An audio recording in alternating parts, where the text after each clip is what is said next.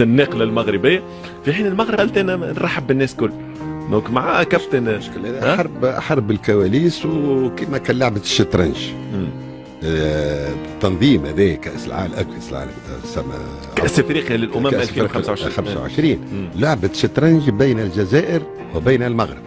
شكون عنده دي زاتو هو بارفوت كابتن اي معناها، ونعرفوا احنا الكره وباقي نعاودها ولاءات التاثير نتاعها في جيوسياسي ومدى تاثير السياسه. لعبه سياسيه. لا شوف السياسه، شوف البلدان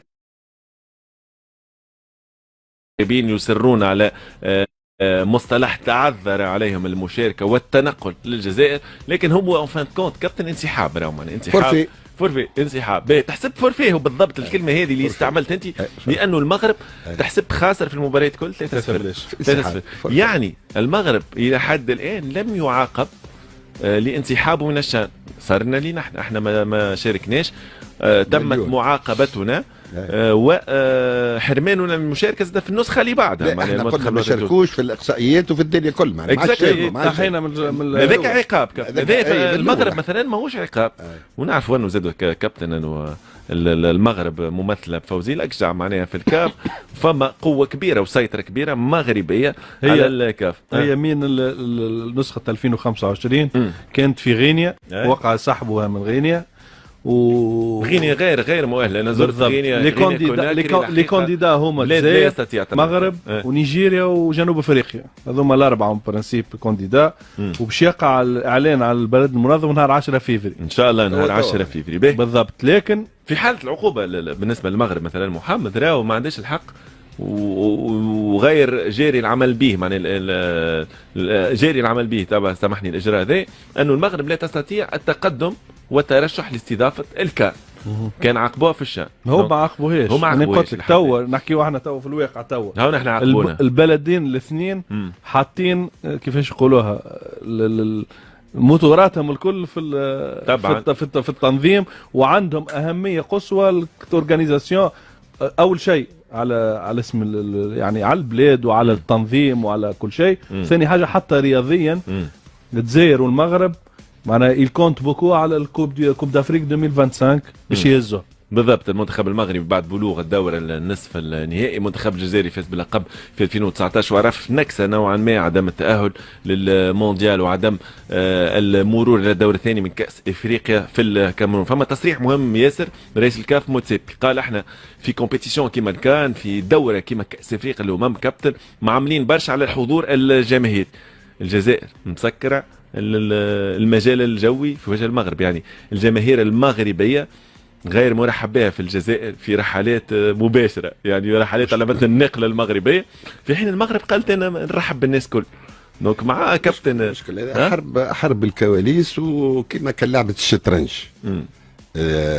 تنظيم هذا كاس العالم، كاس افريقيا للامم 2025 لعبة شطرنج بين الجزائر وبين المغرب. شكون عنده دي زاتو هو بارفوت كابتن معناها، ونعرفوا احنا الكره وباقي نعاودها ولاءات التاثير نتاعها في جيوسياسي ومدى تاثير السياسه. لعبه سياسيه. لا شوف السياسه، شوف البلدان مدى تاثيرهم في افريقيا، مدى تواجدهم في البلدان الافريقيه، مدى استثمارهم في البلدان الافريقيه. هذا كل يلعب غدوه يطلبوا من رئيس الجمهوريه تعمل يقول له خويا انا مستثمر هنا وعامل، يمشي يقول كما صار في جنوب افريقيا، ولكن جنوب افريقيا ستنكادو بور نيلسون مانديلا. فهمتني ولا يا كابتن؟ نسيت انت رئيس الكافه السابق الملغاشي احمد ماشي جاي على المغرب، عايش في المغرب. يا كابتن، ما تعرف هذه كما يقولوا راهي الرياضه عندها قوه سميتها القوه الناعمه، فهمتي؟ سوفت باور. يكذب عليك السعوديه تو داخله فيها، خاطر انتبهت جات متاخر على قطر. كرات القطر عندها تاثير في الجيوسياسي في العالم، فهمتي؟ ولكن تاثر على قرار في افغانستان وتاثر على قرار بغاديك باش بالانفتاح نتاعها تاع المجتمع والكوره. شفت الكوره انت؟ دونك معناها وكهو فوزي لقجع كابتن، فوزي لقجع ودوره صلب الكاف في ممكن فوز المغرب باحتضان كاس افريقيا الامم 2025. شنو رايك؟ والله شو انا ما نشوفش فوزي لقجع، يعني شوف انفانتينو في يد انفانتينو. يعني شوف الفيفا يا كابتن. اين مصلحه الفيفا؟ حسب رايك انت، حسب ما تشوف انت وين مصلحه الفيفا؟ خويا انه كاس افريقيا الامم تنظم في الجزائر او في المغرب؟ حسب رايك انت؟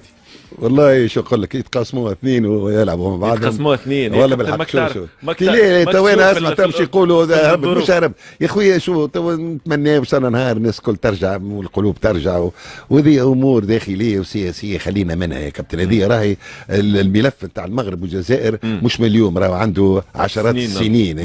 عنده تراكمات كبيره اللي معناها اثرت على كل شيء. خاص يا كابتن كان جاي يسمعوك معناها المسؤولين على مستوانا يتقسموها اثنين وتتحل الحدود وتلقى ماتش في وهران، ماتش في الرباط، ماتش في الجيم، ماتش في كذا، ماتش في عند رام في الكازا هذاك يجيو عند رام بالضبط تبرقه. تو انت يا كابتن تقول لي هم يسمعوني، انا في بلادي ما يسمعونيش. لا ولا لا كابتن مسموع انت وعندك شعبيه كبيره عند كل الفئات السنيه، راهو من الصغار للكبار، عندك من ال 11 سنه 10 سنين حتى يكشي لل 80 90. خويا بارك الله فيك، واحنا وصيناك بمأموريه انا وخالد القربي ولا خالد القربي هو خذا تراو مارش فهمتي ولا شويه جواج من الصفاقس هكا فهمتي ولا يا كابتن خذك هبطنا في الكيوسك الدنيا كلت بعضها وانت تقول لي جواج عليك. محمد وين ترى كأس افريقيا للامم 2025 الملف الجزائري او الملف المغربي هو الافضل لاحتضان المره هذه امام ملفين معبين الكورة. زوج ملاعب جديده، نزول فنادق معناها محضرين وزوز حاضرين وزوز عندهم دي كومبيتيسيون قراب مازالوا كي معناها كي كوب دي موند دي كلوب والشان. دونك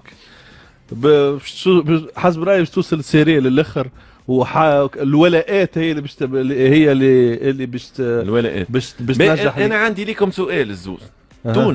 تونس لشكون باش تميل، للجزائر ولا للمغرب؟ السيد وديع الجزائري والجامعه تسلي كره القدم. هذا والله سؤال ويعطيك الصحه في السؤال هذا.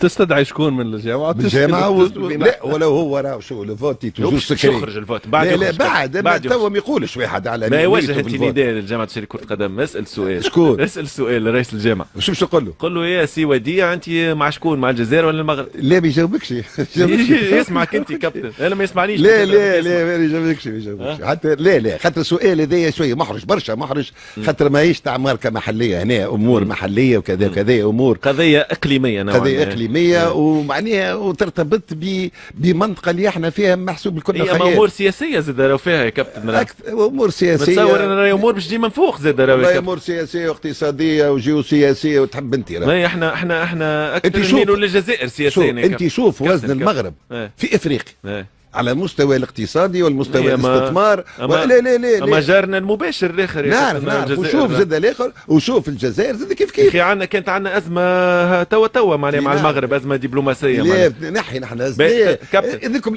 تتصور وديع الجزائري يجيو امور من فوق معناها يجي امر من فوق من عند الرئيس قيس سعيد فيما يخص التصويت الملف المغرب والجزائر. لا اظن لا اظن انا نعرف خاطر هذه امور اخرى. انا لا اظن بقى يا خويا واش نقول لك تنجم تعمل ازمه دبلوماسيه هذه مثلا. تصور انت وديع الجزائري صوت للمغرب. شو تو انت اسمع تحب تزورني معناها لا نحب نسمع رايك. ما رايي انا لا ما ينفع هذا رايي. هذوما زوز بلدان وربي معاهم ونحبوهم الزوز وكذا فهمتني ولا لا اكثر ولا اقل. انا نتمنى كما قلنا شو هذه امور دبلوماسيه سياسيه. خلي الشعوب تحب بعضها. هكا احنا نمشيو المغرب جينا هنا هذو الشعوب راه كان تجي الشعوب تشوف محلاه يا خويا. هذوما امور تفوت علينا يا خويا السياسه من الواحد وهذا ملف راهو ملف حساس وحساس جدا نهربوا عليه. اللي باش يربح مبروك عليه وكا. باهي قالت برشا كلام على راوراوا الرئيس السابق للفاف الجامعه او الاتحاد الجزائري لكره القدم. قال كلام انه حتى راوراوا يخدم ضد الفوز بتنظيم الجزائر اللي كان 2025. شنو رايك في الكلام هذاك؟ والله ايش نقول لك خويا محمد وخويا امين من اي ناحيه يخدم. انا لا اعتقد يا كابتن تو هذوما راهو كان هو رئيس جامعه وتعرف يخرج وتقعد معناها برشا عداوه بين هذا وهذا وفما معناها بتاتر تصفيه حسابات اللي احنا ما نعرفوهاش. اما انا لا ما تدخلش المخي الحق باش انسان يخدم ضد مصلحه بلاده. انا ما تدخلش. انا هذه شو فيك نيوز.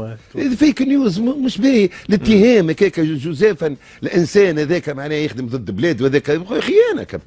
ولو احنا قلنا على العرب نقولوا خيانه، انا ما سمعتهاش في العالم الا عند العرب، ما بربي نجبد كلمتي هذه خيانه، وذوما كلمات المصطلحات اللي ليست لها اي قيمه في العالم ما في الدنيا في كذا. اي ما كان يخدم ضد بلاده خيانه معناها واضح. ليه مش هيك؟ شو قالك؟ عندك الدليل قاطع؟ لا قلت لك كان. ليه مش فماش كان يا خاطر كابتن. قال الكلام يا كابتن، قاعد يدور الكلام في الجزائر. احنا انا نتكلم على الواقع وليس على الفرضيات والكلام، وذاك قال وذاك ما قالش. كم تدخلوا في السرداب هذا ولا ما نخرجوها؟ لا اعتقد ولا اظن، وما تخاورني حتى اوكان مومون باش معناها سي راوي يجي ويشتغل ضد بلاده. هو شو المكان نتاعو، المنصب نتاعو باش يخدم ضد بلاده مثلا؟ عنده منصب معناها ما عندوش شعبيه برشا. لا عنده لا ما عنده حتى منصب. لا ما عنده حتى مش عنده منصب. هل هل في دائره القرار هو؟ لا. شو باش يخدم ضد بلاد؟ والله يهديكم معناها خليه الناس رايده.